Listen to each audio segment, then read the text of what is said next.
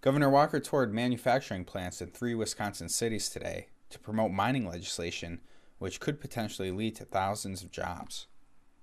Legislation that could streamline the process for safe and environmentally sound mining.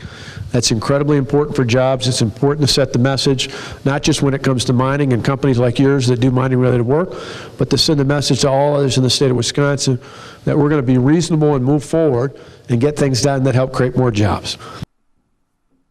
The governor said mining legislation should be based on last session's Assembly bill.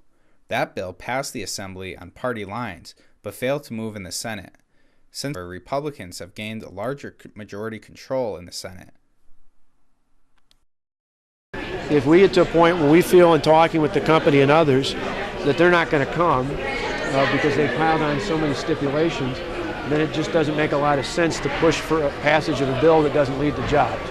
And so we don't have a specific list of criteria. We're going to work with lawmakers. We're going to work with people who've worked on this in the Select Committee and the Sullivan Report and others. But in the end, I think I and lawmakers ultimately want a bill that leads to jobs, and that's going to be our bottom line.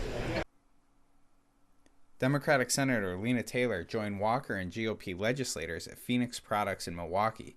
Taylor, who criticized the previous bill, said she could support mining legislation that includes a jobs training provision. No, it's not an endorsement because there's no bill. And I have to, if it's the Assembly bill, you have it here. I will not be supporting that.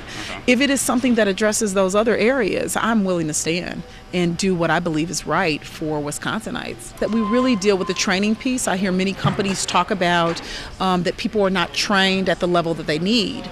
But the technical colleges can only train to a basic level because the equipment that you need to test on and to practice on isn't free. And it's very expensive.